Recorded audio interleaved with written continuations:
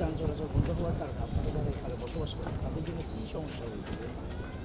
আমাদের জন্য বেশি এই সেতুটা বন্ধ হওয়ার কারণে আমরা বোয়ালখালীবাসী খুব বেশি আমাদের সাধারণ মানুষ চলাফেরা করতে হলে গাড়ি দিয়ে তো ফেরি দিয়ে চলাচল করতে হয়।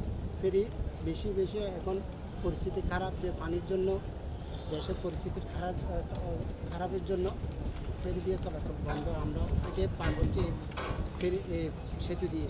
এখন হাঁটতে গেলে নানান রকম ঝুঁকিতে থাকতে হয়।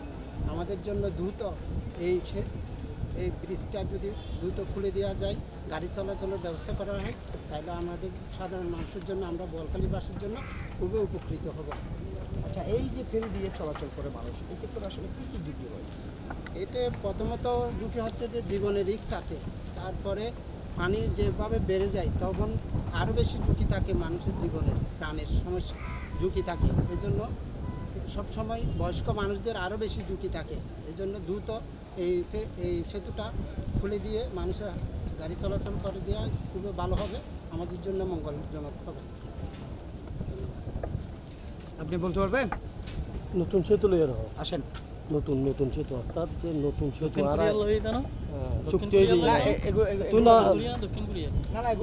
এগুলোর দরকার নাই। আর নতুন সেতু এই যে সামনে গাড়ি চলাচল করবে বলতেছে, গাড়ি চলাচল করলে আমাদের কষ্ট লাঘব হবে। তবে এই সেতু দীর্ঘদিনের পুরনো হয়ে গেছে, এখানে যদি একটি নতুন সেতু হয় তাহলে আমাদের এই পাড়ের বাসিন্দাদের জন্য খুব ভালো হবে। ঠিক আছে, প্রথম আগে খুলে দিবে দাবি চাই মূল হবে।